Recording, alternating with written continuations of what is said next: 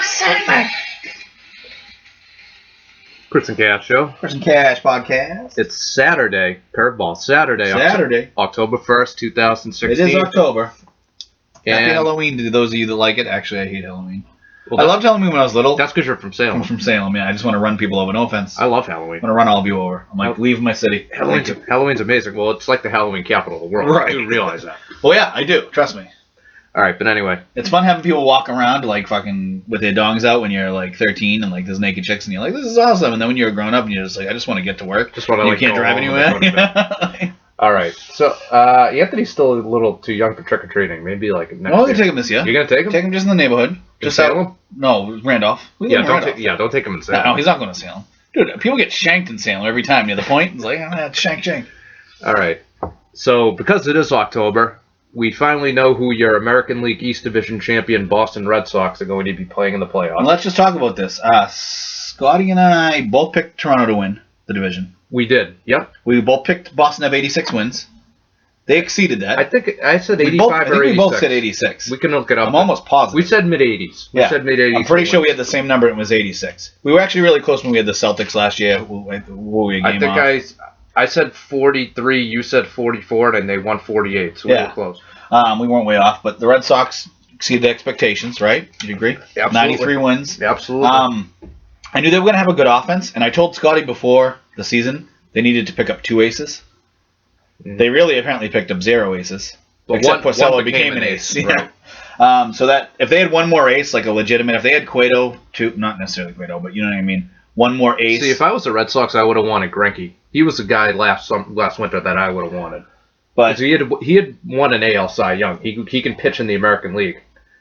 Even Price, you knew he could pitch in the American League. Cueto, you didn't know could pitch in the American League. He struggled with the Royals last year. Now, are you shocked that the Red Sox won 93 games in the division? How it is? I'm shocked that they won 93 games with the starting pitching they went into the beginning of the year, especially how they pitched in April. And they could have been 95. I mean, who knows? I mean, if they're pitching the way they're pitching now, had they been pitching like this in April and May, I think they could have won 100 games. With their lineup. If listen. This is before we get into the actual weaknesses of the team and who could cost them the series. If they had a good manager, in-game manager, because I keep hearing, well, he's a good manager, just not a good in-game manager. No, he's great at managing personalities. Okay, but when it comes to the actual game, he has no idea. That's not a manager. It is to some extent, but it's not the same thing. I didn't have time to update your updates. I didn't have time to update it. If you had a good in-game manager, Price pitch like Price is supposed to pitch all year, you probably have 100 wins. Or maybe 98. See, the problem is maybe Price is pulling the old double switch on us. He was mediocre to terrible. That's what I told you. He's actually doing like, I'm going to be shitty in the regular season and awesome in the postseason. It's my reverse. It's my reverse jinx. Because usually when the clock turns to October, David Price turns into a pumpkin. 2-7. Yeah. His 2 wins are in relief.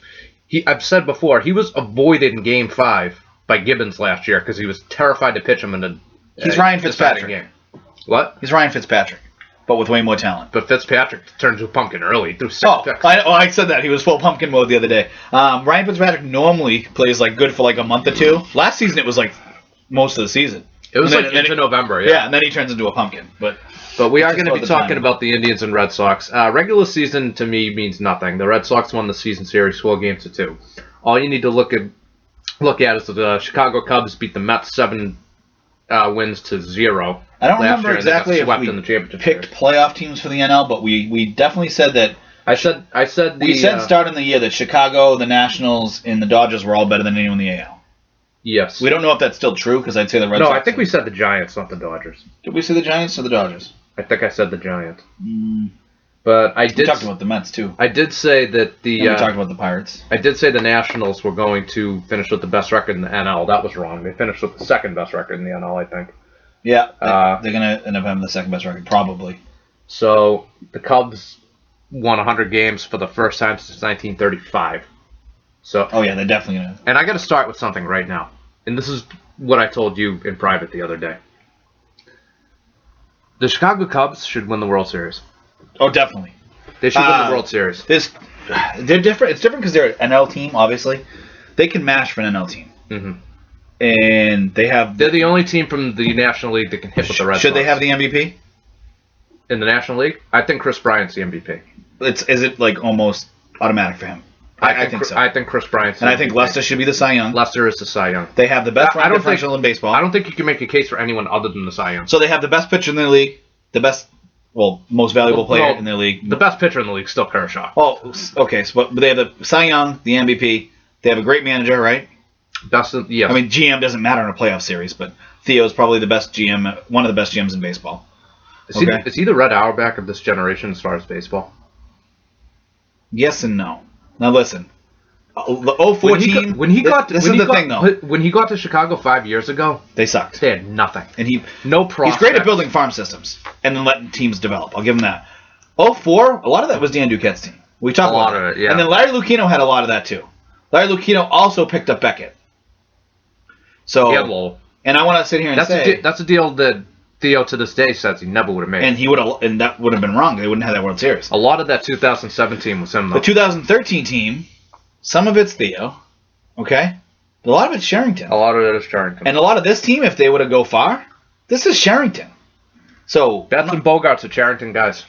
Betts and Bogarts are the same draft. Betts and Bogarts are Sherrington guys. Betts and Bradley are the same draft from Sherrington. Right. His 2011 draft, I mean, granted, some of these players haven't been out, but he picked up Swihart, Henry Owens, Betts, and Bradley. Henry Owens doesn't belong on this list. I'm just telling you, he picked up a lot of guys that have played in the majors and been. I mean, obviously, Betts is a different story. Betts should be MVP. Yes, he's the MVP. This is the issue. AL Cy Young. It could be Ortiz. Ortiz could be MVP. AL Cy Young, he's not going to get it because of the DH. It's just the way it is. He's not. Sentimental vote. Even still, there's too many old crusty. The three guys that don't vote for Ortiz are the same three guys that probably didn't vote for This is odd. You might say that the old crusties might not vote for him, but the young hip guys might not vote for him either. The people that love WAR, because Mookie's WAR, he's almost a 10. I mean, Trout's the only one with a better WAR, but Mookie and Trout are way above everyone in WAR in both leagues. I think Trout's WAR is like a 10.5 and Mookie's like a 9.4. Three people that didn't vote, despicably by the way, that didn't vote Ken Griffey Jr. to the Hall of Fame this year, they're not going to vote for Ortiz. There's still some of the old guard there. They're not. So then Mookie's going to win.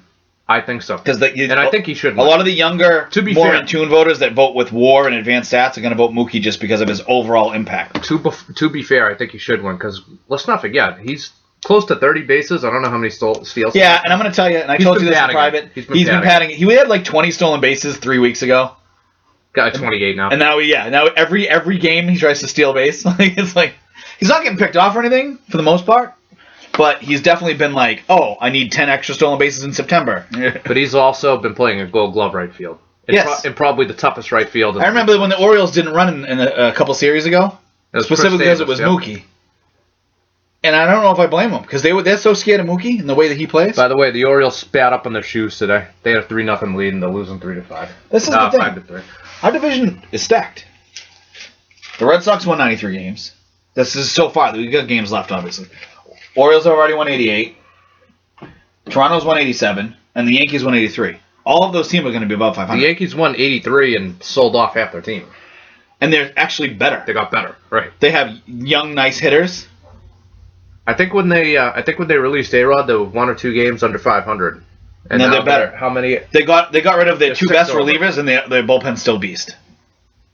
They're going to be better in the future. The best reliever was probably Dylan Betances, and they kept him, obviously. So that makes sense. You don't think they got rid of their best relievers? Andrew Hill is pretty good.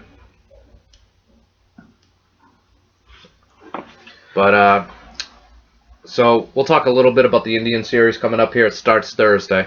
We don't know if it's going to be at Fenway or at, I don't call it Progressive Field. I could still call it Jacobs Field. We don't know if it's going to start in Boston or Cleveland. I don't think it matters. I think home field means absolutely nothing in baseball. I agree, which is why I don't care. I don't care. Well, you were just like, oh, Orioles are blowing home field. Who cares about home field? Yeah, but it's one game. I don't care about it in one game. Look at their home and road splits. 50-31 in Baltimore and 38-41 on the road. I do not want to go to Toronto. Even though they just won 2 out of 3 there. Fair enough. But I don't think the Orioles are a mentally weak team. Trust me, they'll play better if they're at home. The Orioles, all they do is hit home runs. That's all they do. They're mentally weak. It's home run or strikeout. Pretty much is. Dude, it's a bunch of Fredos. They're mentally weak. They're weak and they're stupid. Never hit outside the family. No plate discipline. No plate discipline. All right.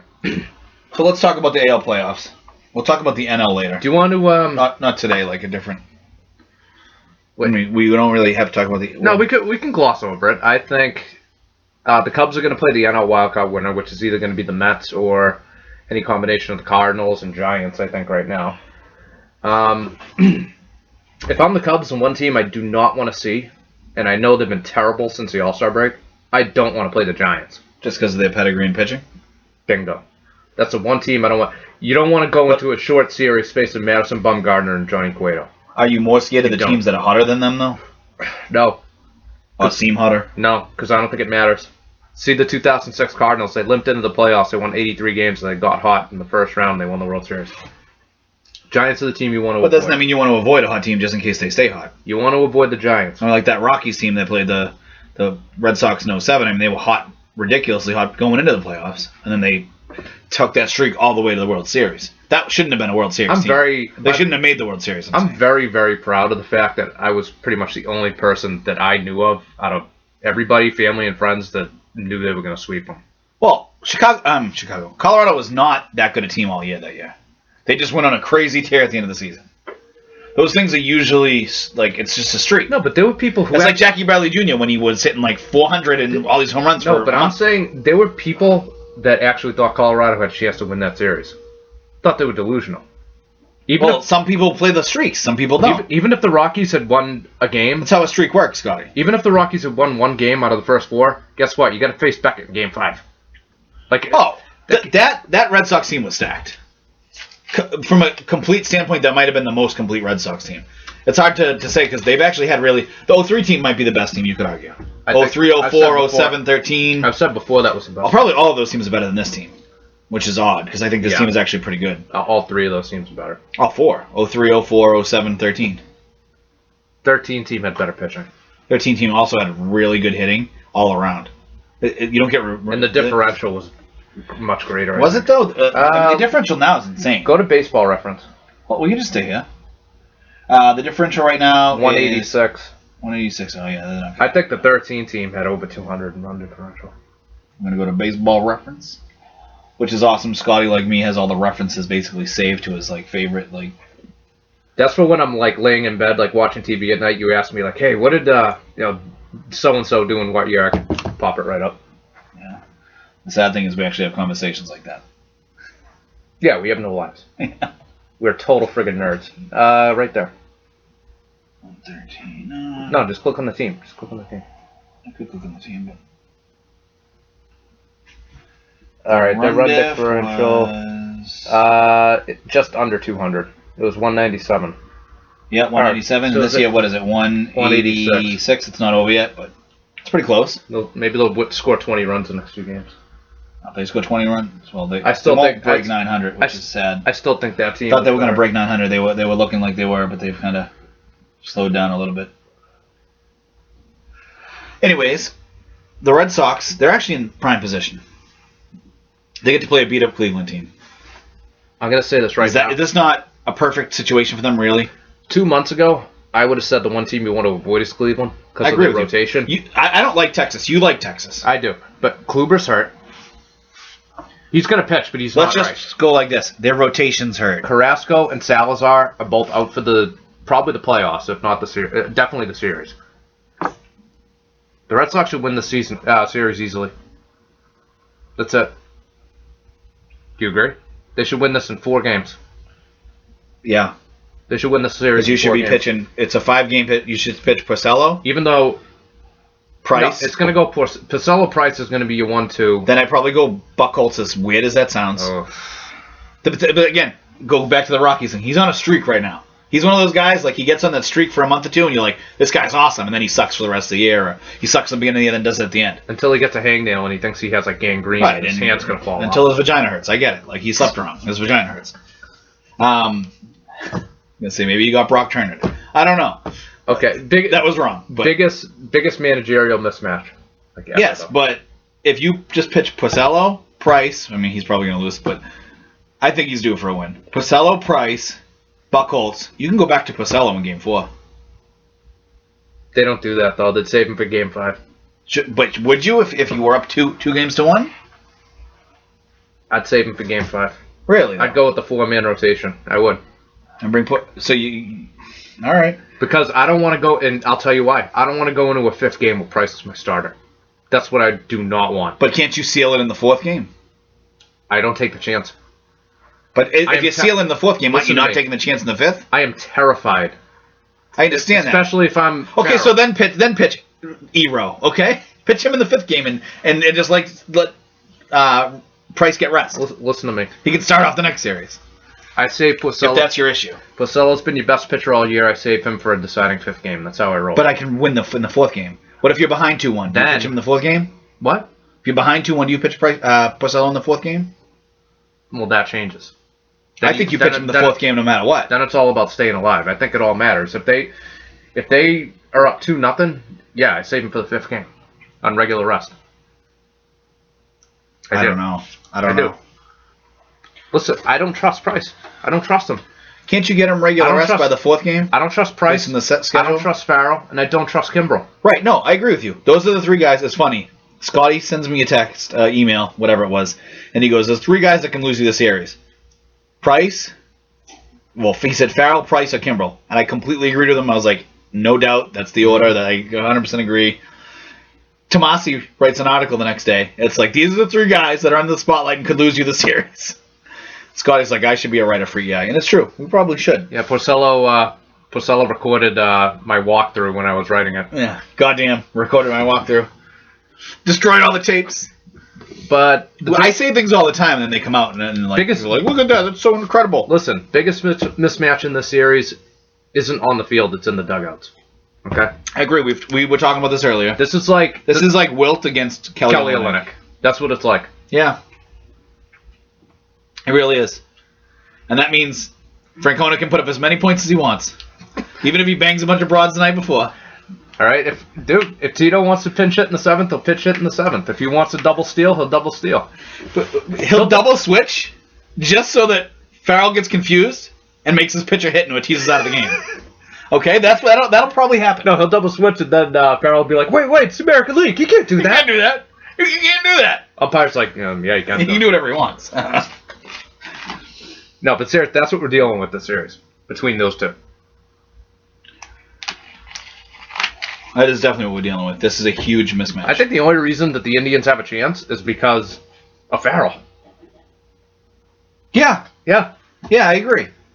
And again, I'm almost upset. This is going to sound weird. If this team wins the World Series, I mean, I'd be elated. It'd be great. We're going to be stuck with Farrell for like 5 to 10 more years. When, literally, you won a World Series in 2013 not because of Farrell, just because the team was incredible and they all played out of their minds. The 2 games they lost, he botched terribly. Right, he was the reason that they didn't sweep. Or at least win in 5. It was a 6-game sweep. Yeah. Him and Salto Lamacchia. It was like the 07-08 Celtics. This is a 6-game sweep. He and Salto Lamacchia. Yeah, they were the two that ruined it. He didn't know how to defensively switch guys. He screwed up every switch he needed to make. He almost screwed up Xander for his career. There was a double switch in St. Louis in the 3rd game that they lost. That was the obstruction game. He switched I can't remember Xander. what it was. I can't remember what it was. We can look it up. He switched Xander. I have the game on tape. I can tell you what it was if I rewatch it, but I can't remember off the top of my head. But we were at silence. We knew right away. Troy. We say he's screwing up the game, and then they lost. That was his fault. Yeah. Him and Salty.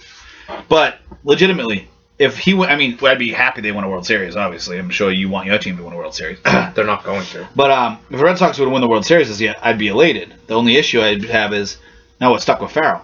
When you have 2 World Series and he's literally, people like oh, Claude is just there. It's not really him. It was the players. This, that, the other thing. No. Belichick makes a huge difference. Mm-hmm. Doc. Any other coach in the NFL, they 3-0 without Tom Brady? No. Exactly. And we'll get into that later because people are talking about, Tom Brady's not worth anything, and Tom Brady sucks, and all the stats show, and look, they're 3-0 without Brady, by the way, blah, blah, blah, the Celtics are there for David Ortiz's ceremony. Who invited Kelly Olynyk? Seriously, they got to stop inviting him to places because I'm surprised Ortiz hasn't left. That's the reason why we didn't get KD. Why are they all wearing Paul Pierce jerseys? I know. Ortiz! Paul Pierce is Hispanic? By the way, Paul should have walked away. Can't believe he's coming back. I agree. They should have went out with KG. They should have done a joint press conference. Awful. And been like, we still hate Ray Allen. Neither one of us have his phone number. I know you forgive Ray. I don't. I'm more mad at Ray than I'm mad at Guinatieri. I love Ray Allen. Which Vinatieri, and I know we talked about the Hall of Fame last week, I think, in the NFL Hall of Fame. Vinatieri should be in the Hall of Fame. I don't want any other kickers. By the way, though, he's a Colt. He's not a Patriot as far as I'm concerned. Well, he's played more time in the Colts now, right? Yeah. That makes you a Colt. Mm-hmm. I mean, I would almost say KG is almost a Celtic as opposed to a Wolf. Timberwolf. I'd agree with you because the duration in his best seasons. I get that his one ring came here. And he won another finals, too, though.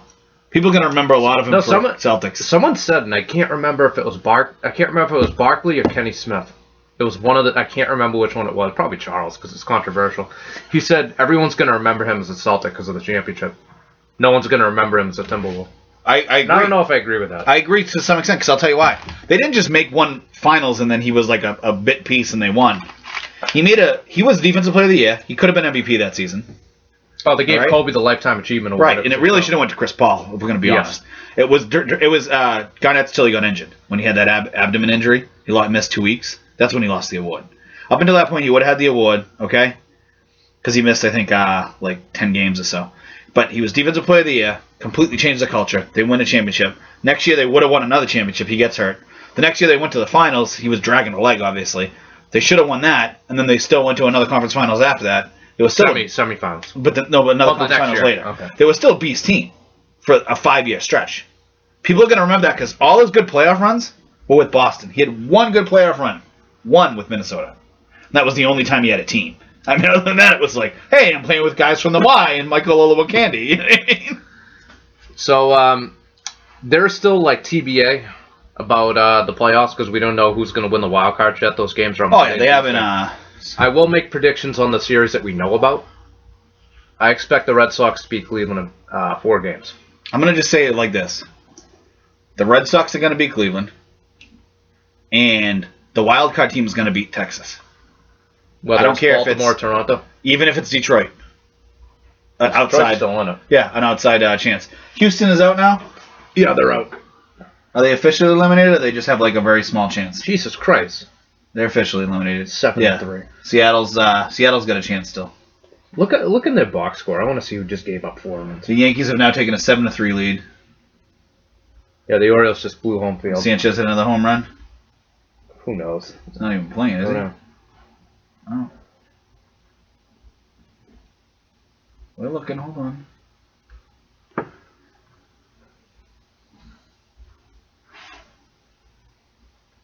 Yeah, he's nails too. I don't know what the hell happened to him. Romine single to left center. Ellsbury and Headley scored.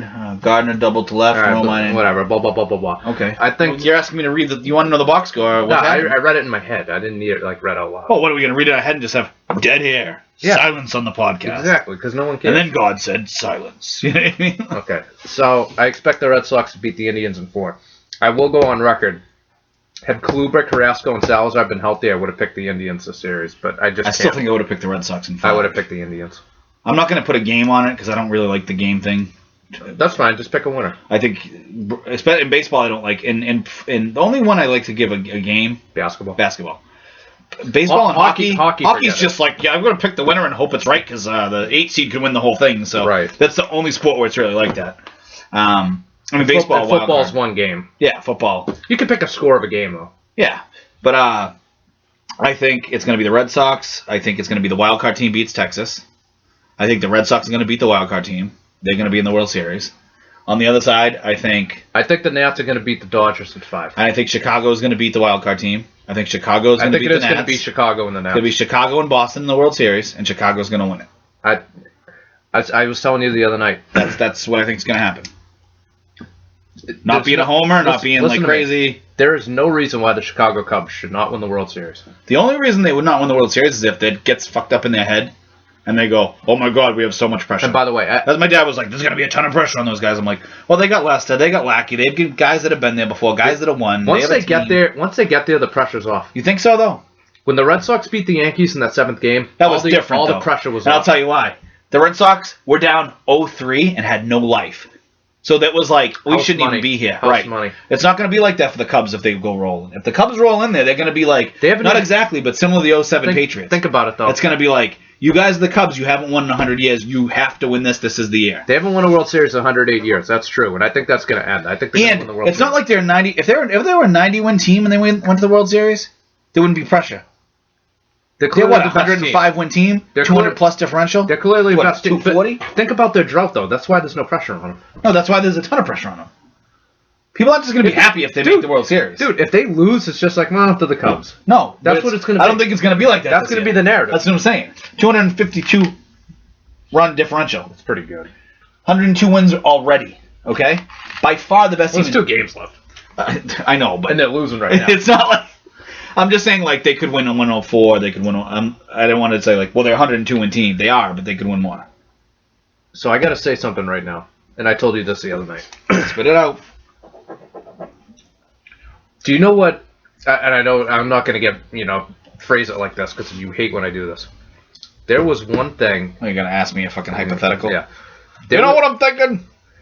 I'm going to tell you there was something in sports, one thing in sports, that drove me up a wall, and I was so sick to effing death about hearing about it.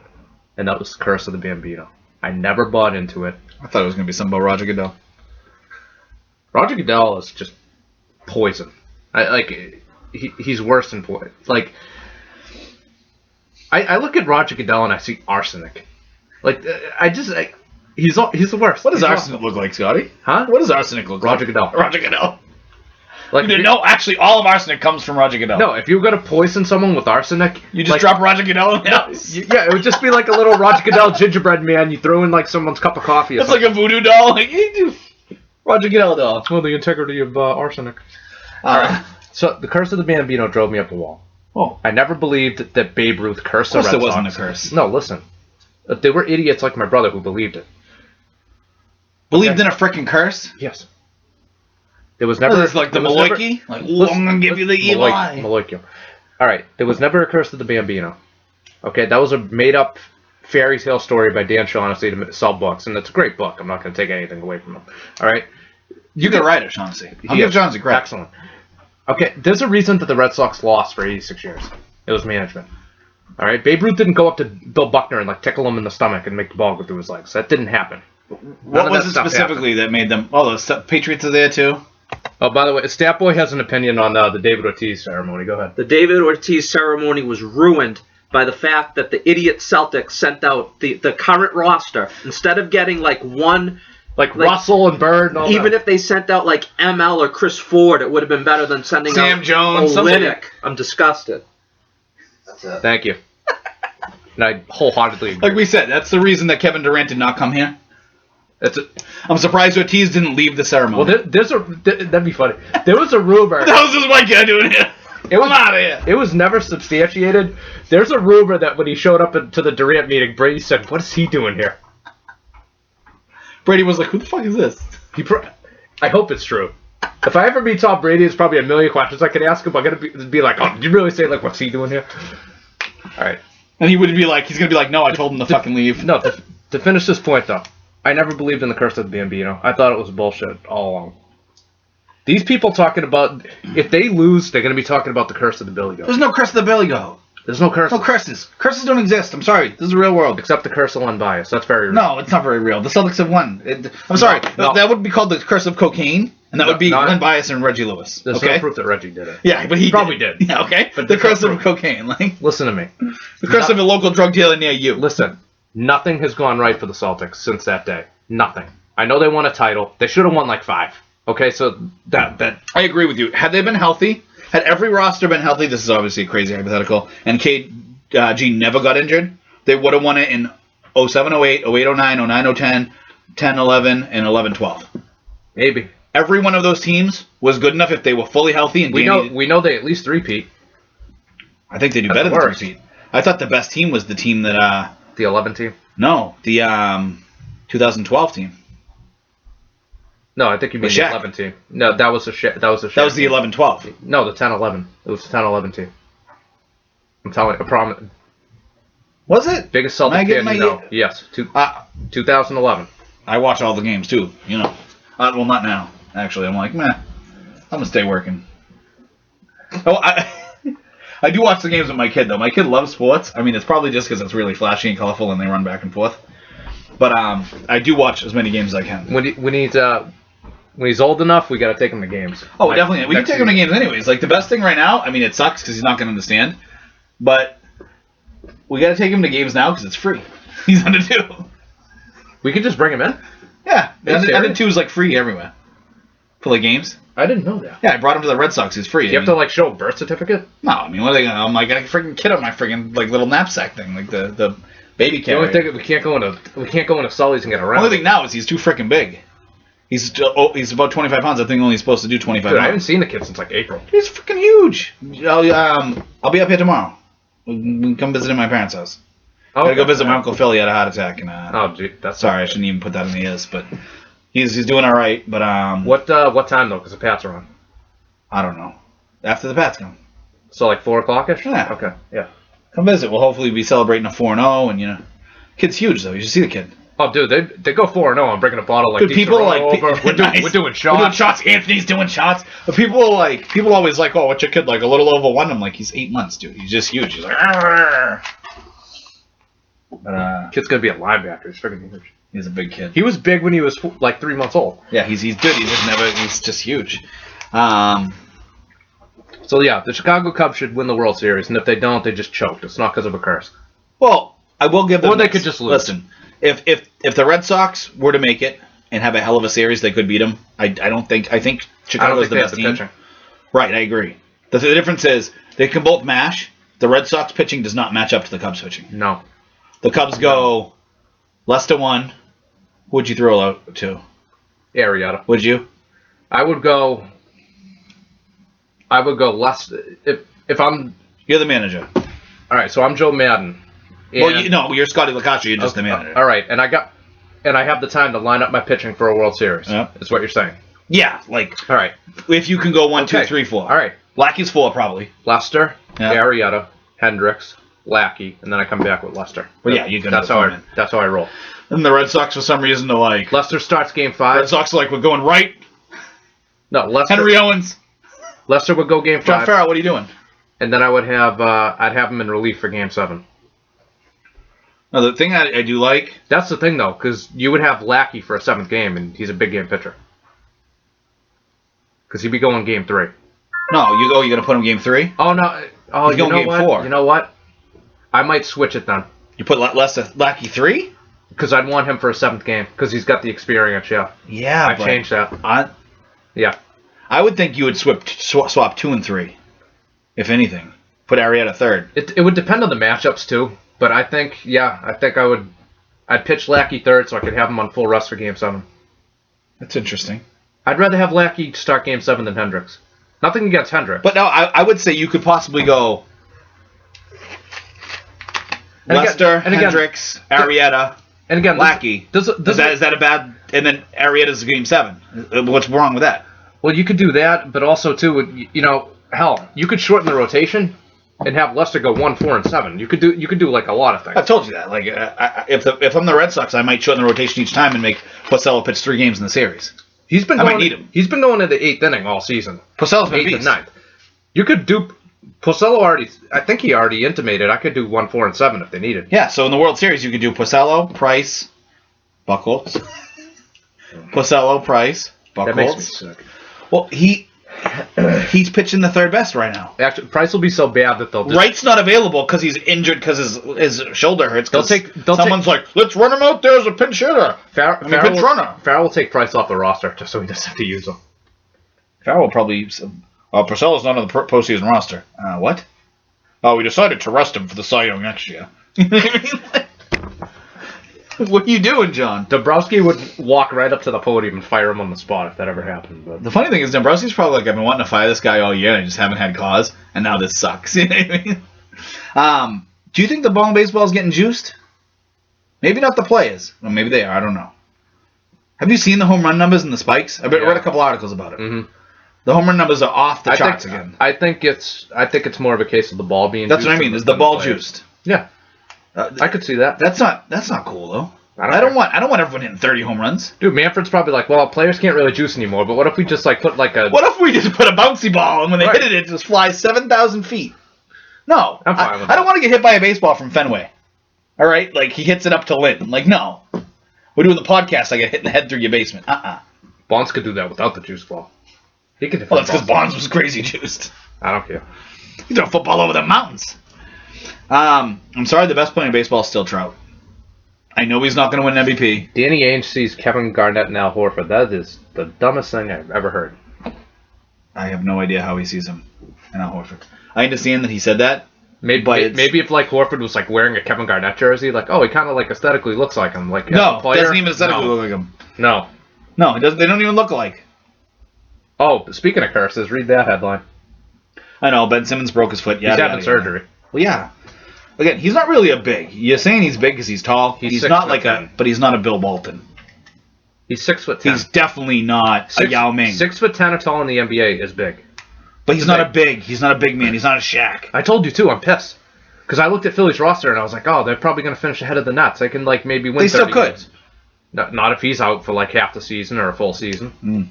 I remember Michael broke his foot. A lot of players have broken their foot.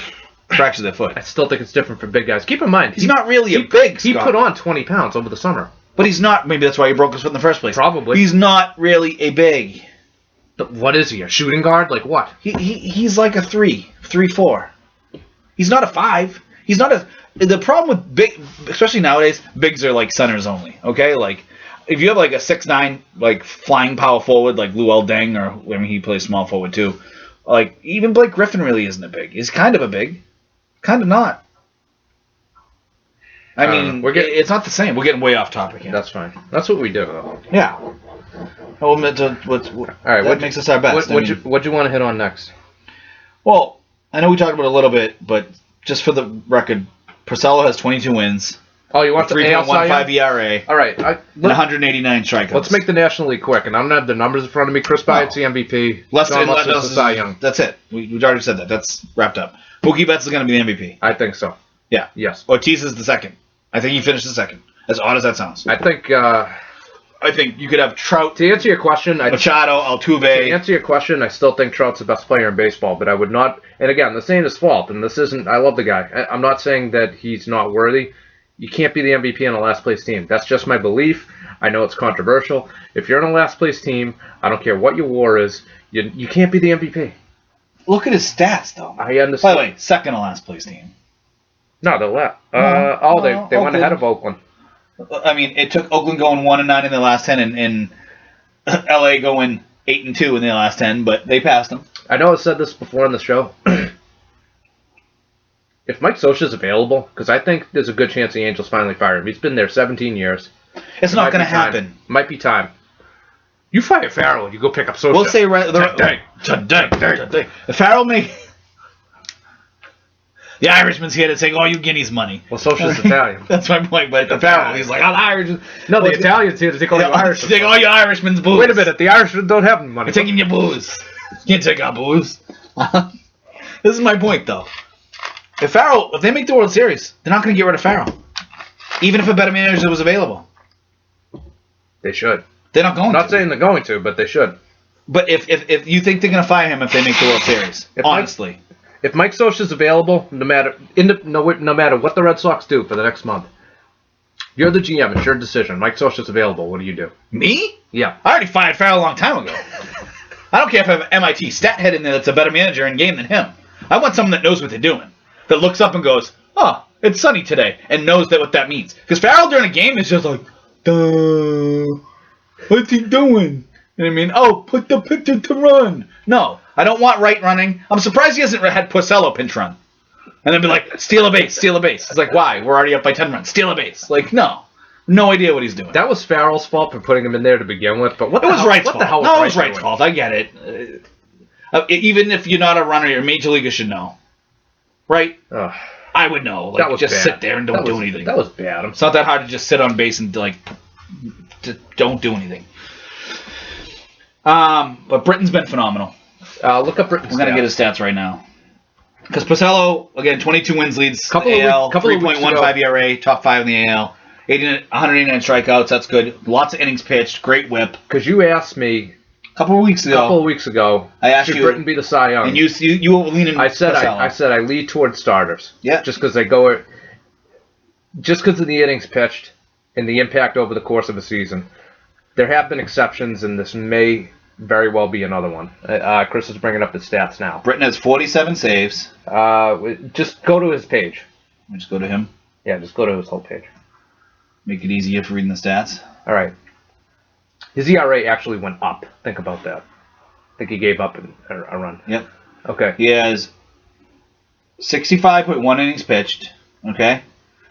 He has 47 saves, and that's in 47 attempts, which is huge. Okay. His WHIP is 0.83. He has 71 strikeouts in 65 innings. He's 47. His ERA is 0.5. And that's the big thing. The 0.55 ERA. He's given up one earned run since April. The 47 saves and 47 attempts it's the ERA and the saves that are going to put him over the top, probably, if he wins Cy. Okay? He definitely is like one of the few relievers you'd ever consider because of how incredible he is. Again, it's still different because he's not. Again, it has to be. He's outstanding. It has to, but he still does less than a starter does. It has to be exceptional circumstances for a reliever, but I think this falls under that category. Look, Eric Gagne won a Cy Young. I think Eric Gagne was even better than he was. No offense. No, even if the ERA wasn't. Even if he was juice too. Oh yeah, you kidding me? Juice. He was like, I got Barry's guy. You know what I mean? What was I gonna say? Me and Bonds go together. What was I gonna say? Eck won a Cy Young and an MVP actually in the same year. There were a couple of seasons Mo Rivera should have won a Cy Young, but didn't. Again, and this is not taken away from Jeter. Mo Rivera was by far the best player in those teams. Yes. Even though he was just I would put Jeter second. Even though he was just I would put Jeter second. Not in some of those teams. There's a lot of years where Jeter wasn't the best player. I'd put Rivera best 1. Hitter. I'd put Rivera 1. I'd put Jeter 2, and I'd probably put Bernie Williams 3. If you're going for the whole run. Okay. Yeah. But, I mean, if you go individual seasons, it's hard to even put Jeter 2 a lot of those years. He's in the top 3 or 4. He's like top 4 every time. But the thing is, Jeter was a very good player, not a great player. He was a very good player on a great team. By the way, just to put in perspective what the Red Sox are going to be facing in the next week, this would be like if they faced like the early 2000 Yankees and like Clemens, Pettit, and David Wells were like all hurt and like not pitching. That's like the rotation's gone. If the Indians were healthy, I would pick the Indians to win the series. I would. They still could win. I think Francona could steal the series. I really do. It's going to be a tough task. I can picture like Tito like dipping like in his office right now, thinking like, "Oh man, that's unfair. My best man, but he can't manage." Hold on, playing cribbage.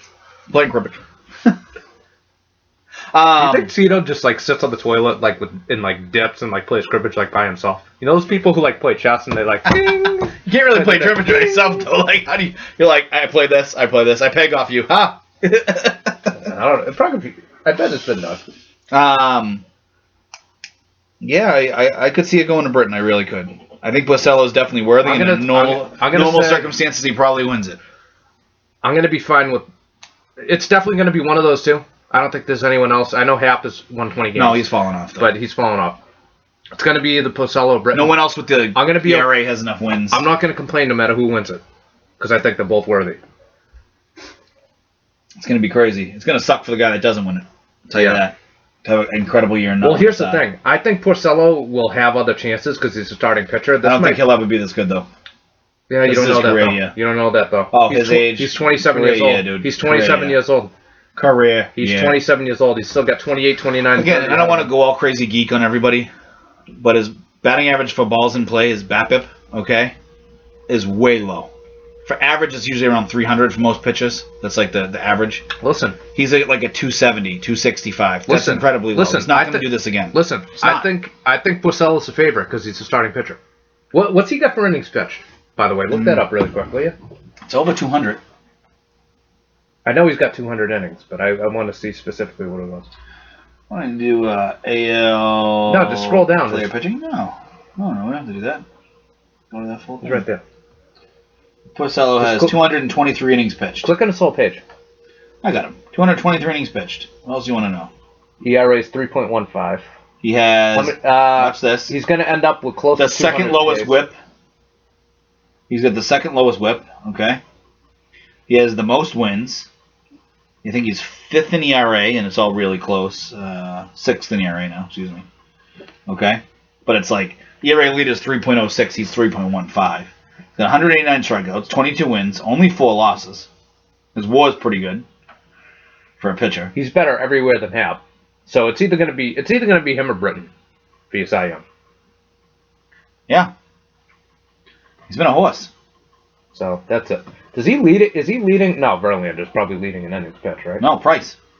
Price has been a beast. How many does Price have? 225. And The only problem is Price has had... He has more innings than Verlander. Yeah. Verlander's always... They could put Porcello out there just to pitch a couple more innings to steal the innings title from... innings title means nothing. Of course it doesn't. Tim Wakefield could lead No the one league. cares about the goddamn innings title. I mean, Price, for as bad a season as he's had, he's not that bad. 17-9. I know his 4 ERA is not good, but it's slightly below average. That's like right below average. He just hasn't had a good year. Of course, he hasn't for him. Just had a good second half. A decent second With a couple hiccups recently. Yeah. September's been a little rough on him. I still don't trust him. No, I don't blame I still don't trust him. But for the record, I expect the Red Sox to beat Cleveland, and I expect the Nats to beat the Dodgers. I think I want to move on to football. Sure. Football. What do you got there? I got a bunch of stuff.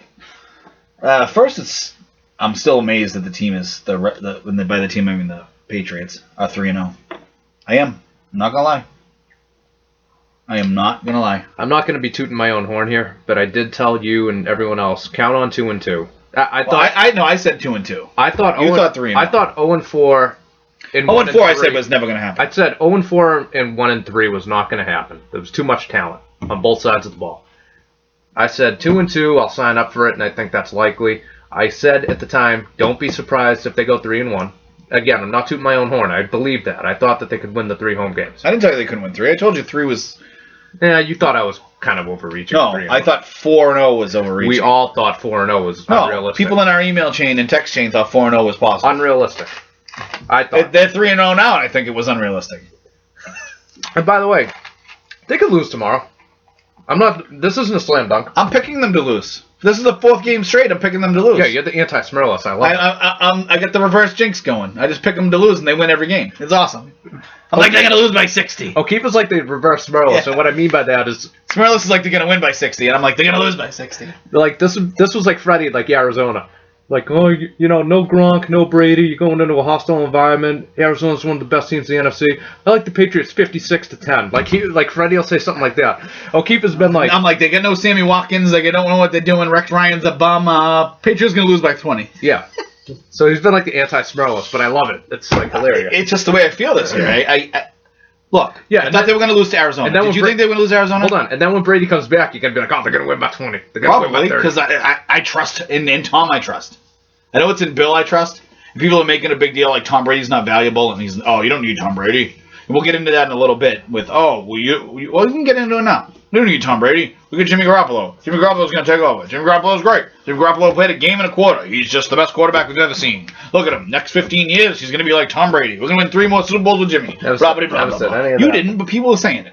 People are like, you got to get rid of Brady. I did 2 years of Brady isn't worth 20 years of Garoppolo. Who says Garoppolo's going to be that good? To answer your question. Got a question for you. How was Nick Foles a couple years ago? To answer your first question. What was my first question? I did not think they were going to win in Arizona. All right. Nobody did. And then I thought they would lose to Miami if they didn't win in Arizona.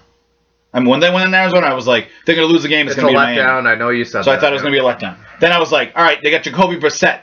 There's no way they're going to beat Houston. On a short week. Houston's a decent team. They made me look like an idiot. It's Bill Belichick. He makes everyone look like idiots. He drafts a player and people are like, who's this guy? And then he's freaking awesome. Well, actually, he's usually like Tavon Wilson. Who's this guy? Well, he gets like an undrafted, like all-pro corner from like Popeye's Chicken. So I know. Have you seen that one? Where did he come from? They found him at Popeye's. He's like, what? Taco Bell wasn't open? Oh, Hitler. Yeah. This do one of those every week. Do one of those every week, yeah.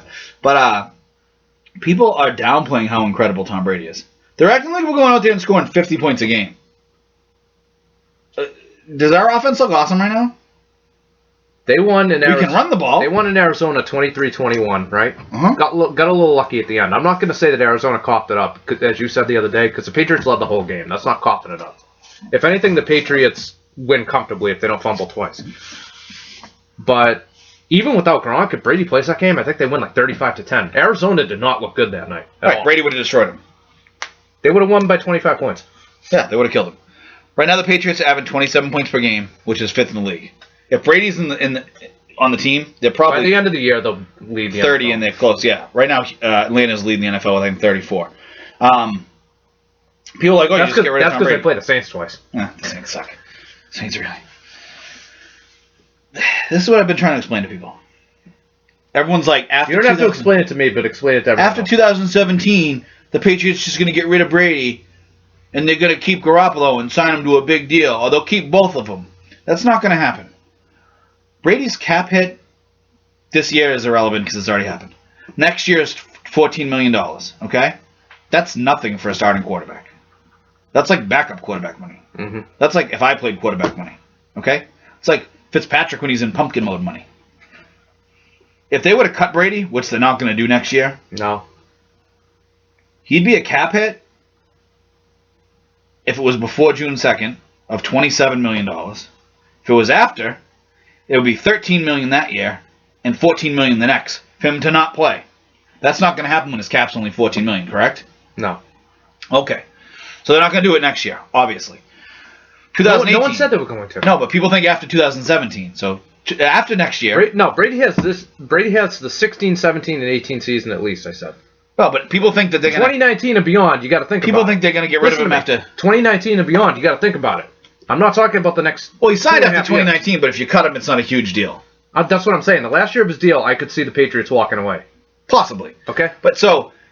You're gonna, by the way, the other ridiculous thing I've heard is, and again, these people don't know what they're talking about. Someone said, yeah, but you know what? You don't necessarily have to sign Jimmy G. Just franchise him 2 years in a row. You can't do that. Too much money at the quarterback position. That's my point. In 2018, which you're probably going to keep Brady, his cap figure. You're not going to pay Jimmy Garoppolo $25 million to be a backup quarterback. His cap figure. Brady's Not. cap hit in 2018 is $22 million. Not going to do it. That's when he finally jumps up. Okay, so his cap hit in 2018 is $22 million. Does that chump change? No. You're not. Okay. You're not going to consider this until 2019. Right. If you cut him in 2018, okay, if you cut him before June 2nd, he's going to be $14 million in the cap. Belichick ain't going to do that. No. He doesn't want to waste $14 million. No. When you don't need to, especially. Okay? If you cut him after, it's going to be $7 million in 2018 and $7 million in 2019. You think Belichick wants to waste that money No. for a guy that's not going to play? Because remember, if he signs Garoppolo's not going to take like a $10 million a year deal. No. He's going to want, what, $15, $20 million. Maybe more. But do you want to know why? Because the QB market's crazy. All right? I'm going to go out on a limb. So you're going to pay $7 million each year. I'm going to go out on a limb also and assume that Bill's not going to be the first GM in the history of football to franchise a backup quarterback. It's not going to happen. Well, he did it It's with Castle. That was different, though. Different circumstances. Well, he was getting rid of him. Right. But he could It do wouldn't that. be getting- He could do that with Jimmy G to get rid of him. I don't know. Yeah, I don't think It makes more sense to get rid of him now. But this is. By What the do way, I have in front of me? There's no way that Jimmy Garoppolo is going to be making more than Tom Brady sitting on the bench. Right. That's What not do I gonna have in happen. front of me? I can't see it. 2018 quarterback cap hit rating. Okay. So the rankings. So this is all the 2018 quarterback cap hits. Okay. Tony Romo's $25.2 million. Joe Flacco's $24.75 million. Luck is $24.4 million. Roethlisberger's $23.2 and Eli's $22.2 million. If Jimmy G gets franchised, And all of those guys are younger than Brady. if Jimmy G gets franchised, he makes an average of what they're making. Right. So you're going to pay Brady $22 million to play and Garoppolo $23 million to sit? No. Not going to happen. $45 million at the quarterback position? Even though your cap is going to be way up by then. Oh, it'd be like Still. 170, $180 million. Easy. Whatever it's going to be. It's going to be ridiculous. It's going to be absurd. Cap's going up, not down. Yeah. But the point is, that's why $22 million in 2018 for Brady might not be that bad. Especially if a lot of these other quarterbacks keep signing new deals. But look at all these quarterbacks above $20 million, okay? I have to go all the way to the 14th highest paid quarterback. Alex Smith gets over $20 million in cap hit that year. Garoppolo's probably better than Alex Smith. Okay? Right. So he's going to want north of $20 million. Right. So you have to trade him. And he should get 20. You have to trade him after the season. Either at the trade deadline this season or after. Listen, Probably going to be after. This is how it's going to go. As it relates to Brady, okay? This year it's his team. Next year it's his team. 2018 it's his team. Has to be. Okay? So the next 2.5 years, he's going to be our quarterback. 2019, the last year of his deal, I could see Belichick walking And I agree away. with you, and this is why. In 2019, he's a cap hit again of $22 million. However, if you cut him, it's only $7 million that year. Mm-hmm. You could cut him that year. It's $7 million. Let's just pretend Jacoby Brissett takes over in 2019. He's still on his rookie deal. It's his last year of his rookie deal. Right. Now you're getting a quarterback for $7 million plus the 900-something thousand or Right. whatever the hell he's getting paid that year. Okay, 1 point whatever million. Because he's not making a lot. So it's like you're paying him half of, I don't know, Aaron Rodgers' money. I actually have Jacoby Brissett's cap hit not for 2019, but for 2018. What is it, Scotty? $227. Under $1 million. It's a little over $1 million in 2019, I believe. Okay, we could look it up.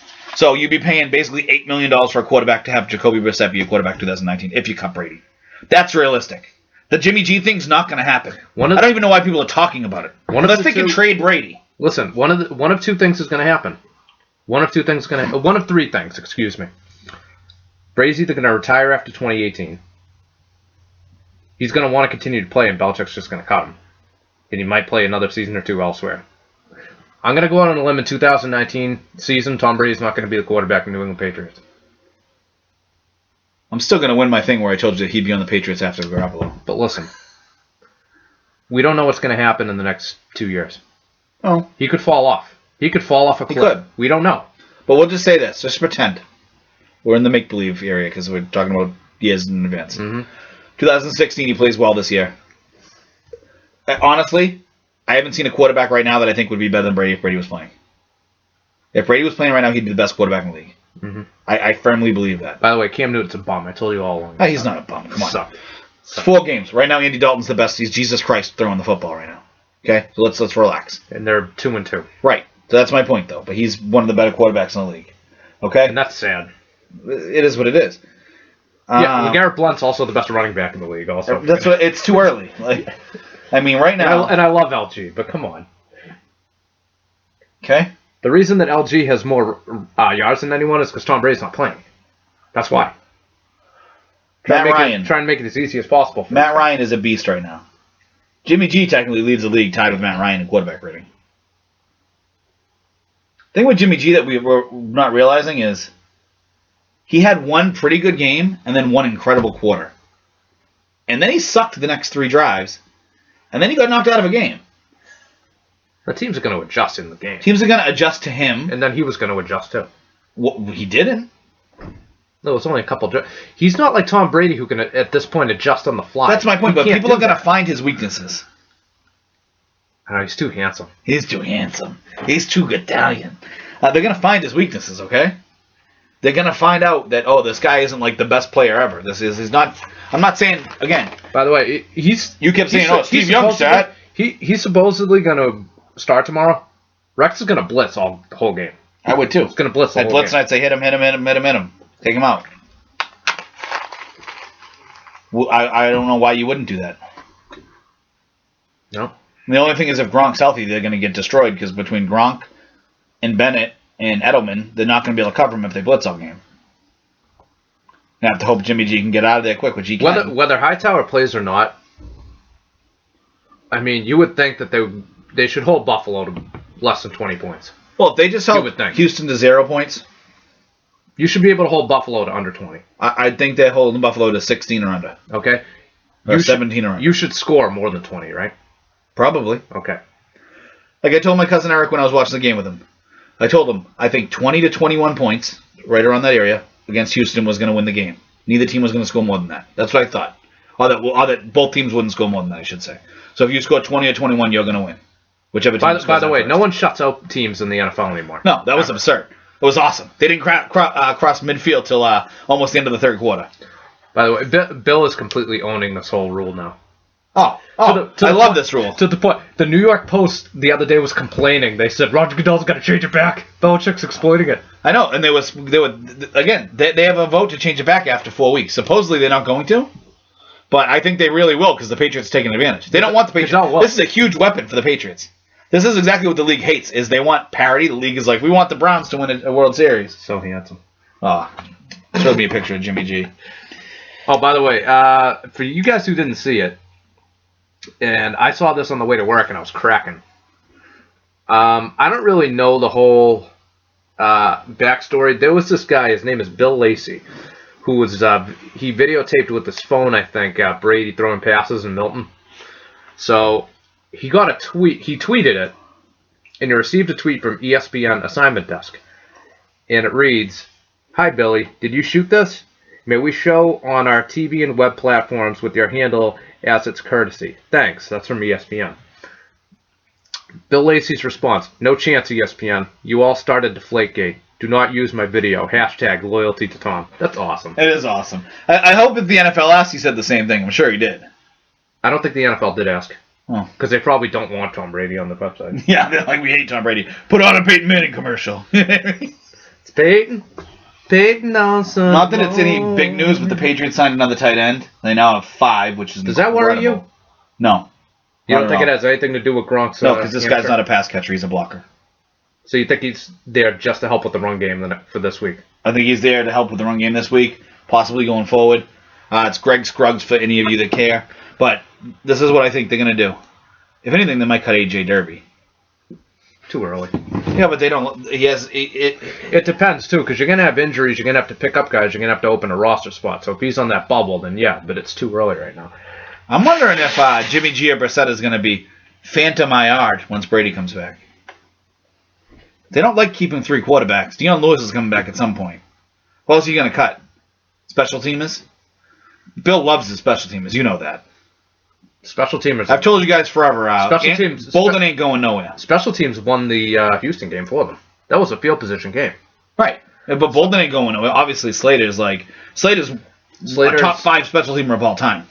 At this point, seriously. He's this generation. And I'm not saying that. He's this generation Steve Tasker. Right. I was going to say he's a top 5 special teamer of all time. Mm-hmm. Like, it's not like he's the best player ever, but he's a top 5 special teamer, which I respect that to some degree. That's what you do. That's what you do.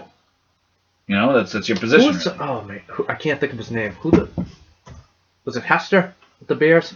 Devin Hester. Devin Hester. He's a punt returner, really. He's still special teams. Oh, but it's different. Returners versus other special team players. It is, though. What is Slater? I think he has 5 Pro Bowls now? They know a lot of Pro Bowls. Which I know that's the be-all and end-all of everything. He's like a horrible receiver, but I mean... Oh, his only route is deep, and he never catches it and never gets to him. No. I think they hooked up once. Did they? We could look it up. We could look up his receptions. Yeah, it's like 1 reception. 5 Pro Bowls.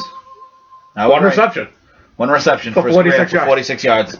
It's 1 reception for 46 yards. Probably like 18 attempts to him, like 18 targets. 5 Pro Bowls. He's had 3 first-team All-Pros, which is huge. He's borderline Hall of Fame. Well, they don't let a lot of special teamers in though. If there's one that belongs, it's Steve Tasker. I put him in when we did that. He's I didn't put him in this year, but he's one of the guys. Well, technically, Vinatieri's a special teamer, and he's going to get in. Yeah, I would put him in.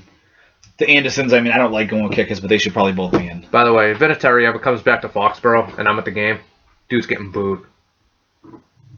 They should put Wade Boggs, even though I don't hate Wade.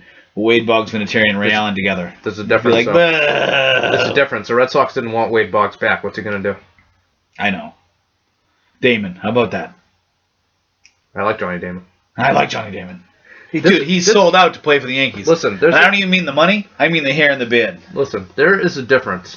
No. Between what they did. No. If Vinatieri... No. Listen to me. Let me talk. No, let me get this in. If the Indy gave Vinatieri an offer, and he brought it back to the Patriots, and Belichick said, we're not matching, good luck, and he said, okay, thanks for everything, I wouldn't have been as salty. He didn't give the Patriots a chance to match. He just took off and went to their biggest rival. That's a douche move. Do you honestly think that the Patriots are going to match, though? Vinatieri comes back to Foxborough, and I'm at the game, dude's getting booed. I don't care if people throw beer at me, he's getting booed. Do you honestly think that the Patriots are going to match? Probably not, but he should at least ask. Hey, it worked out better. They got a better kicker the last 10 years. They did. They did. You know what? Urlacher is going to be a first ballot Hall of Famer next year. Tough class. He's got to be in. Tough class, though. It's got to be in. He's in Ray Lewis's class, right? No. I think he is. Yeah, Ray Lewis retired in 2012. See. He's not getting in over Ray Lewis. Oh, well, yeah. No, he's going to get in. No question. But Ray Lewis is a better player. He's going to get in before.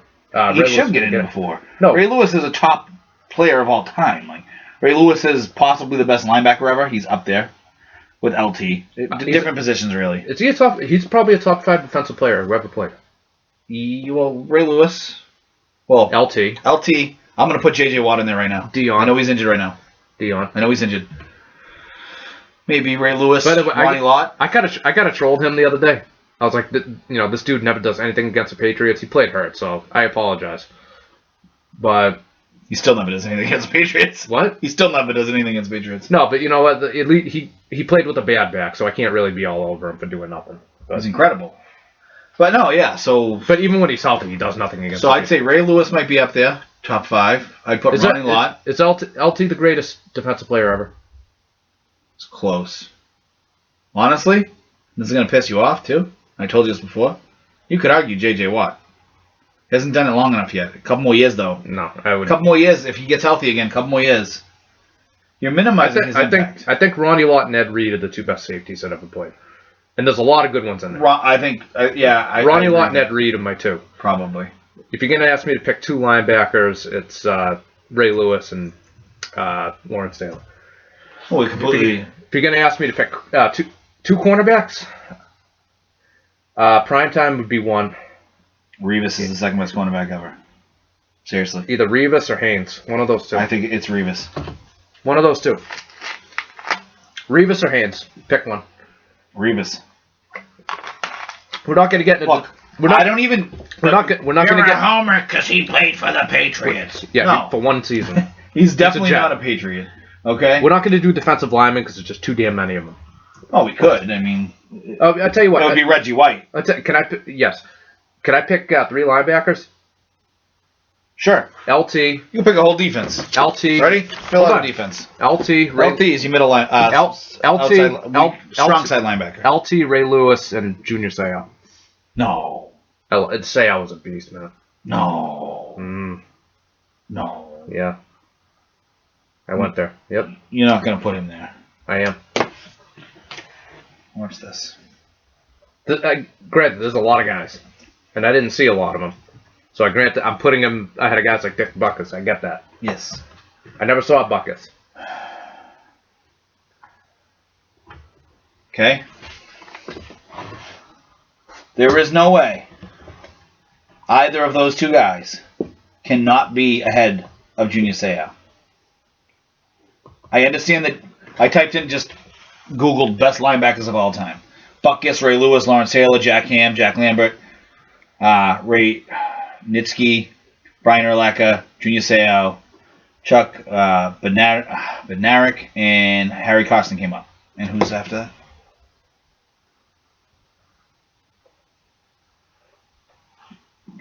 Willie Lanier, Derek Brooks. I mean, Derek Brooks was actually really good. Derek Thomas. Zach Thomas is really underrated. Zach Thomas, he's going to make...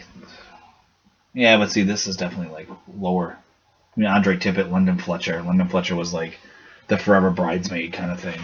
A lot of great players there. I didn't read all of them off. I read off the first ones that were up there. But Seau belongs in that group. Ray Nitschke and Dick Butkus are both better than Seau. I'm sorry. I'd probably say Butkus would be my third if I'm going to do 3 linebackers. We're doing a 4-3, I guess. So I'm going to go with Butkus right there. Okay. We could do a 3-4 and have him in there. Well, I could do whatever. I mean, we could be like, put in the dime package. You know what I mean? Throw in the nickel. Like Deion Sanders. But Reggie White belongs in there. On the defensive line, if you're doing. If I'm doing offensive line, I'm doing Reggie White. I'm doing J.J. Watt. Sure. Okay. I'm doing Bruce Smith. Mm-hmm. Okay. Even though they played in the same era, they were probably the 2 best guys in that department. We're going to do... This is hard to pick a 4th, but...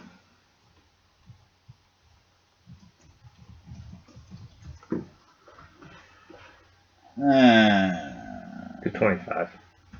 We'll look at the top 25, supposedly. Hopefully it's just an actual list. I don't want a freaking picture history. It might be one of those like slideshow things. Yeah, I hate slideshows. The bane of my goddamn existence. Especially in this computer. No, it's not good. That's great. Well, they put Reggie White number 1, no Bruce Smith number 2. I don't think I'd have Alan Page number 3. I'd probably put Joe Green on our team. That's just me. We'll go with Joe Green. They have Michael Strahan number 10. That's horrible in my opinion. No offense to him. Warren Sapp's better than Michael Strahan, and he's 14 on there. Strahan was a hell of a player. I think Strahan's vastly overrated. I put Julius Peppers ahead of Strahan for sure. Go with Mean Joe. I'm going with Joe Green. Yeah. Oh, up here. Ooh, put him in the linebackers. Also, he would actually be in the middle on my line. My 2 safeties are Ronnie Lott and Ed Reed. I think that's easy. You can disagree. No, Ed Reed's the best safety I ever really saw, and I think Ronnie Lott's probably the best safety ever. So Okay. that's my team. This is my 11. It's a good day. A real good day. Personally, right now I'd say Lawrence Taylor's the best defender ever. Yes. Deion Sanders the best cornerback I ever saw. If he was a tackle machine, if he hit like a safety, he'd be the best. Keep in mind, he was like playing baseball on the side. Right, but if he hit, he'd probably be the best defensive player ever. If he actually hit. He didn't hit. He didn't need to. He could just cover. I get that. After that, I'd probably say J.J. Watt's second best defensive player ever. I think you could make a case for Mike Haynes, honestly. I'm telling you, man. Revis is just so good, dude. Honestly, he's so good. Not right now. He's Mike decline. Mike Haynes right now is probably better than Revis. What did I tell you happens to cornerbacks quickly? They lose it in the early 30s. They fall off. 30, 31, 32, they such just go. They really do. So the Patriots got Darrelle Revis on the last year of his prime, basically. Yeah, he had like that or one more year of his prime. And I told you that was going to happen. And I told you that either this year or last year at some point, Malcolm Butler would be a better player than Revis, and he already is. I told you that when it happened. Craig flipped out on you at the time. I know. He was like, "Are you trying to say he's better than Revis?" I'm like, not for his career. Like, it's going to be better. Like, right now. Like, and I didn't even say right now. Because that was last year. I said, either this year or next year. By next year, he's going to pass Revis. And it's true. He either passed him last year, if you want to debate better it. right now. He might have been better last year. It was close. Right? It is. It was close last year. Revis is playing on his name right now. He's not a horrible cornerback. He's still probably slightly above average, actually. Somebody called him Revis Resort now. They don't call him Revis. No, someone... Who was it? It was not Amon Shumpert. Jesus Christ. Another guy, J.R. Smith. That's who it was. He said, "Oh my God, it's Revis Resort now. Everyone be visiting," or something like that. And Revis was like, "Dude, really? You didn't say that before when we crossed paths." You know what I mean? Because I guess they met and stuff. But whatever. Like, I get it. Like, he is getting burned. Well, and I told you, he can't cover fast or younger receivers. Well, he showed up. He got burned. He got burned by Sammy Watkins the year he was here. Right. In Buffalo. He also got torched by Wallace that year, even though Tannehill couldn't hit him. And he dropped him. Right. Well, he overthrew him. Like one of them he dropped. One of them he dropped. One of them he overthrew. But he can't cover the fast guys. I told you that. Then there was the... and that was the year he was with us. The Jordy Nelson one in Green Bay, he was kind of leading him into the That wasn't his fault. He was kind of leading him into that McCourty. one, I don't know if that was his issue of McCourty, but that was a bad play all around. He was leading him into McCourty, and McCourty... Yeah, I thought McCourty should have been... Took a bad angle. But, still... But you're right. I mean, there were a couple of plays last year where, in 2009, Revis makes those plays. In 2009, none of the times that Revis got destroyed, like just destroyed when he was with the Patriots. Like, I mean, it wasn't often. No, but it did happen where a guy would just blow by him. A handful. In 2009, that never happened. In 2009, there was a 0 times. Not often. In 2009, he was like, "Dude, we're just holding hands." He could have had the best year for a cornerback ever in 2009. Right. That's my point. He was as good. That's why he's the second best cornerback ever. He was as good as Deion ever was for that, 2-3 seasons. 08 through 10. Deion could cover more ground, though. The difference between Revis and Deion, Revis was never an absolute speed demon. Revis had more technique. Revis was a technique master. He was a master technician. Deion had better speed, better closing speed. Deion could literally probably cover his area of the field. Better overall because he could play better zone if you wanted him to. Well, he has more speed. Just the way it works. Revis was literally not just a man corner because he could play zone, but he could play anything. I mean, when you're that talented, you can play anything. But he was a much better man corner because he was a master technician of just staying with a guy. His technique was incredible. His technique, his tactics, his mental game, incredible. And he also hit a lot better than Deion. Let's be honest. I mean, Not that that's saying much, because Dion didn't hit. I hit better than Dion. I didn't play in the NFL. All right?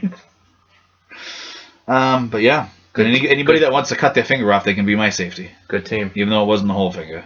It was like the tip. Yeah, it was like part of the finger. And I think they sewed it on afterwards. Yeah. Like part of the fingernail. And it like grew back or something. I saw him at the very, very end. So yeah, I did too. I mean, Ed Reed's I saw him a little more than you did because I'm older. But an LT. I mean, I caught him at the very end when he was with the Giants. He wasn't the same, though. I watched the older tapes, and he was just absurd. The two best defensive players I ever saw. There were three. Ray Lewis, Ed Reed, Deion Sanders. Those are my top three. Oh, I put Reggie White up there. Reggie White was pretty good. J.J. Watt right now is dominant. He destroyed Max Lane in that Super Bowl. J.J. Watt is dominant right now. Well, not this year, but he's been dominant. Okay, he's been. You can. By the way, dude, when you win 3 defensive players a year, I don't think no one else has ever done that. He's never going to be the same. Probably not. After this back. This is back, and that's a huge deal, especially for someone that has to basically slam into people all the time. He's going to go to the Hall of Fame if he retires tomorrow. He's already a Hall of Fame. That's not the issue. Scotty, he's won 3 defensive players of the year. I just don't think he's as good a defensive player all time as Lawrence Taylor. I can't go there. I think LT's the GOAT for defensive players. Question for you. There's only one other person that's won 3 defensive players of the year. Who is it? LT? I have no idea. It's LT. Okay? J.J. Watt. Did Lauderdale win one? Who? Ronnie Lauderdale win one? I don't think he did. No. How many did Ray Lewis win? Ray Lewis won 2. One had to be 2000, right? Yeah. Bruce Smith and Reggie White both won 2. Kuechly has a good chance to win 2. Ed Reed won 1. Bob Sanders, I can't believe he's up for the Hall of Fame. He won a defensive player of the year, and he carried Indy to a Super Bowl basically when he came back and was healthy. He had the shortest peak of anybody ever. I don't remember Dana Stumpferfield winning one. Yeah, he was a beast. No, I know that. I don't remember him winning a defensive player of the year. Yeah, he did. Was that the year that he broke the sack record, Strahan? When he won it? Had to have been, right? No. Was it? It might have been. The one where Favre just kind of like laid down for him and let him get the sack? No, that was actually. And Simeon Rice was pissed because Simeon Rice wants to be in the Hall of Fame. Simeon Rice has been going back and forth with Strahan for a while. Yeah, what can you do? Anyway. Pretty sure it was 0-1. Yep, 22.5 sacks. That's absurd, by the way. Mm-hmm. Hell of a player. And he was good against the run, too, so I'll give him that. But I still don't think he was on the level of some of these other guys we talked about. Slam dunk Hall of Fame. Oh. Come on, that's not a question. He's a Hall of Famer. He's just a Jeter. He's way overrated, and he played in New York. He played in New York. Seriously, though. You play in New York, and everyone knows you, and it bumps you up. I'm pretty sure that there's still people in New York that think that Charles Sprewell is the greatest player of all time. Right. They're like, Carmelo Anthony, you ever seen him play? He's got 3 Olympic gold medals, and he's the leader all time in Olympic scoring. He's so awesome, Carmelo. I'm like, he sucks. He doesn't suck, but... No, I wouldn't want him on a team. He'd have to be my third option. When the Celtics were talking about getting him, we were talking about how we're not sure if this is good. That's a problem, okay?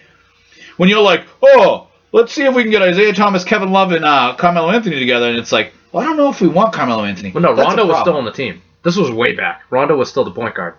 Was it Rondo at the time? It was still Rondo. The whole plan was Rondo, Carmelo, and Love. And you were like, we were like, we don't know if that's a good thing. No, at the time, you and I were both like, this could work, but there's it could be horrible because it's like, all right, a guy that rebounds, like a guy that's an asshole point guard, 3 defensive liabilities. Yeah.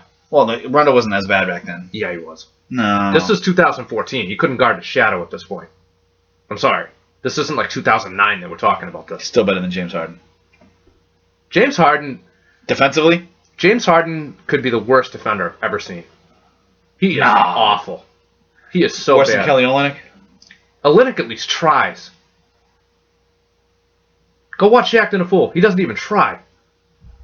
And he's still better than Kelly Olynyk. Dude, Kelly Olynyk's awful. I was so hoping they were going to trade him before the season, but... So, anyways, where were we? The Tom Brady stuff. You still talking about Brady? Well, he's not getting cut. You don't have to convince me. People, he's going to get cut. Listen, if he's still... Bill's mantra is he'd rather walk away a year early than a year late. So I think he's going to be a quarterback the rest of this year, obviously. He's going to be a quarterback in 17 and 18. In 18... 16, 17, 18. Is Bill still around after that? Is he still head coach and is he still GMing? Let me finish this point Greatest GM ever. Let me finish this point first. He's the god of GMing. He basically built the universe. Let me finish this point with first. the salary cap. Let me finish this point first. Well, finish your point. Okay. The rest of this it's awesome year... when I piss Scotty off because he makes hand signals. Like, let me do I'm like this. Trump. Let me do this. Like Trump. You're just like an Italian. Like, I feel like I'm in Brooklyn. You're like, listen to me for a moment. Just listen to me. Just listen. Just for a minute. I'm going to keep putting my hands in your face. All right, listen. I'm going to tell you this. The rest of this year, the next 2 years, Brady's your quarterback, unless he completely falls off a cliff, which I don't think is going to happen. I think he takes too good a care of himself. 2019, last year of his deal, I'm telling you guys, get ready because I think Belichick's going to be ready to move on. If Bill's not still the head coach, he's going to at least still be the GM and running everything. Probably. I think. By the way, I can see a scenario where he's the GM and McDaniel's the head coach. I think that's the reason McDaniel's hasn't left. I agree. He had the pick of the litter last year for head coaching jobs. He's probably going to have it again. What does that tell you? You can't get a better job than this. You're dealing with Tom Brady, dude. I'm sorry, Tom Brady and Gronk. Bill probably has a handshake agreement with him. Stick around for a few more years, and then you're going to have... Tom Brady and Gronk. I have a question for you. Tom Brady the greatest quarterback ever? Yeah. Is Gronkowski on the track to be the greatest tight end ever? Ben Coates. For a while there, this is an inside joke. I think we've talked about this in the podcast. Scotty thought Bledsoe to Coates was better than Brady to Gronk. Drew to Coates was lethal, man. It was for like 4 years. And it wasn't still as lethal as Brady to Gronk. Yeah, but Coates could stay on the field. That was my whole argument at the time. That was your argument at the time. You were probably like, big, black, fast, SEC. I'm like, I don't even think he played in the SEC. I think Brady to Gronk may be at this point trailing only Montana to Rice. Well, in terms of touchdowns, they're getting up there. They're behind some guys, but they're gonna catch them once they start playing. And that's the thing. Neither one of them. You don't have any concern about Gronkowski? In what way? His hamstring? Yeah. No. Because they wouldn't have hamstrings linger. I understand that. I tore my hamstring in 2012 and it's still fucked up. And I think that they pressed him into action against Houston. I do not think they wanted to play him. I think if Garoppolo plays, then he doesn't play that game. I think that if they needed him, they would have used him more, and they would have had him go on more pass routes. See, I think... You're not going to use a guy to block with a hamstring injury if it's bad, and I'm going to tell you why. Because he needs his hamstrings to put power from his legs. I understand. And then if his hamstrings find a block, he can probably run. Gronk was only targeted once, but he was in there exclusively on running plays. What did he play, like 18 plays, though? 12, I think. That still was not in there much. They were killing him. Mm-hmm. They eased him back into the game. Well, when they went up 3 scores, they took him out. But if they played him, and that was 10 days ago, I'm telling you right now, he's fine by now. They're probably doing, again... Conventionally, yeah. They got massages. They got ultrasound. Happy endings. Yeah, they got happy endings. They got more power. Eastim, more power, more celebration. You know what I mean? They're doing all types of stuff to this guy. They are. Right now. Right now, they're probably treating him. They're like, all right, we're going to Eastim you, then you're going to go work out, then we're going to come with the ultrasound, and then we're going to ice you down, okay? Then we brought in B.B. Jones for a happy ending. Yeah, and then he's got, like, his hamstring. They're working him out. They got, like, people, like, massaging it for 45 minutes. He's good, dude. He's good. Probably broke up all the scar tissue already. Guy's fine. I'll let him play. He's an animal. He wants to get back out there. They'll probably let him play, like, half the game this time. Bennett will still be a beast. As long as no one gets injured. Well, allegedly, he like, said to Belichick, like, I want to play. Gronk. Yeah. Yeah, Gronk said he's ready to go like crazy. He wants to go crazy on the field again. No, but I'm talking about the Houston game. Yeah. He said to Bill, like, put me in there. I want to play. Yeah, he's ready. I never questioned that Gronk does want to play or doesn't want to play. I think he always wants to play. But I think Gronk is one of those guys, when he can't play, he doesn't. Yeah. So if he's playing, I think he's fine. But I don't think he was healthy the second half after, like, week 11 last year. I don't think he was. And he still dominated that Kansas City play. I have a question for you. Was anyone 100%? No one. That was the first game I got to watch with my kid. The Kansas City game? Yep. I remember you texted. I was like, Tom Brady's first touchdown, Anthony. You seen that? He just did like Gronk smash. Yeah. Brady threw the pass, and Anthony was like waving his arms like a little. I was like, yeah, touchdown. Gronk smash. By the way, and we didn't mention this at the top, and I can't believe we didn't, because it's been kind of a busy sports week and all that. R.I.P. to Jose Fernandez. I was so shocked on Sunday morning. I was drinking my coffee, and I was watching the sports reporters, I think, or outside the lines. and I saw a ticker at the bottom, and I kind of like read it like out of the corner of my eye. It says, "Yeah, Jose Fernandez killed in boating accident," and I said, "Wait, what?" I immediately picked up my phone, and it was on ESPN. So, shouldn't have been out there on a boat full speed at 3 a.m, and they crashed into one of those. What are those called? Those rock wall thing, levee or whatever. A levee, yeah, no. Not a levee. I can't think of it. Oh God, I know the word too, and you make me forget it. I'm from Salem. I should know these things. Yeah, I know it. I'm not a reef. Jetty. Jetty. Okay. And this was a guy who was going to be one of the best pitchers in baseball for the next decade plus, and he's gone. You can't say that. It's hard with pitchers to say that. He was. They break down all the time. He was a stud, though. Pitchers break down all the time. But if he were healthy, he would have been one of the best pitchers in baseball. But I have a question for you. How many guys in the majors right now have been one of the best pitchers in baseball for 10 years? He already went through Tommy John, though. I'm not saying he was Kershaw, but he was a star. He was 24 years old. Even Kershaw. I mean, shocking and heartbreaking. Kershaw's got to make the Hall, right? He's in now. But he's got 3 Cy Youngs. He's not this. So it's different for pitchers. They don't have to play a long time. They can just. Sandy Koufax has like 160 wins. Right. But yet when a batter hits. Yeah, but he has 280. Yeah, but he has an MVP and 3 rings. And 3 Cy Youngs. I get that. Look at his career ERA. He's 126 wins, dude.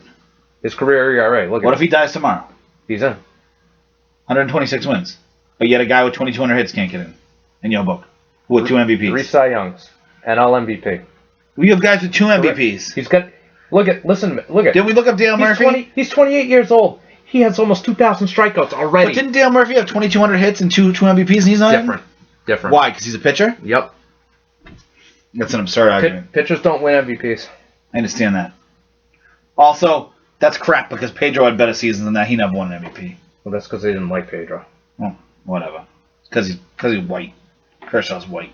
Yeah. Pedro was white. He'd have an MVP. Clemens has an MVP. Oh, don't compare he's the best pitcher since Pedro, but he's not better than Pedro. Oh, no. He's the best since him. He's probably the 3rd highest peak of any pitcher behind Pedro and Koufax. Bob Gibson's up there too. Randy Johnson, maybe. Bob Gibson. Yeah, but I think he's 3rd, in my opinion. Gibson had a season where his ERA was 1.12. And then what'd they do? They lowered the mound. Oh, okay. Because why? Because everyone was freaking doing it. Yaz won the batting title that year. When everyone was jumping off the bridge, they put a parachute underneath. You know what I mean? Yaz won the batting title that year with a 301 average. Yeah. Crazy. Why? Because they needed to lower the mound. You have to give Pedro in his prime that mound. Pedro in his prime with that mound, he'd have an ERA of 0. Clemens with that mound. Pedro in his prime with that mound, ERA of 0. Actually, Clemens' peak you got to have up there. I don't know. What's his peak with Clemens? I would say like 86 to 91. I feel like he was... And then he had like a bunch of steroid years, like where... That's what I mean. He had like 2 peaks. Yeah, 3 peaks. Like, then I had a peak, and then I took more juice, and I had another peak. And then I took some time off and took 8 shapes and had a peak. The thing with Roger Clemens is, like, I don't know what his real peak is, and I also don't know if he was ever as dominant as those guys. It was close. Pedro's the best pitcher I ever saw. We've talked about this before. I know we have. William Roger Clemens. Let's look him up. William. It's his first name, dude. I know. It's so stupid. It's like Noma. He doesn't go by his first name. What's Noma's first name? Anthony? Anthony Noma. Yeah. Garcia Parra.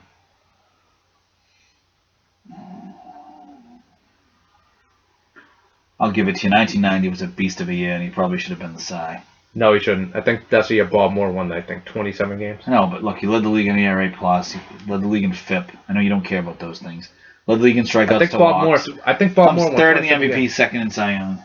1.93 ERA. He led the league in ERA. 21 wins. I understand back then that wasn't the same, but I mean it was still a 21 season. But that season literally telling me that black. And that's the bold.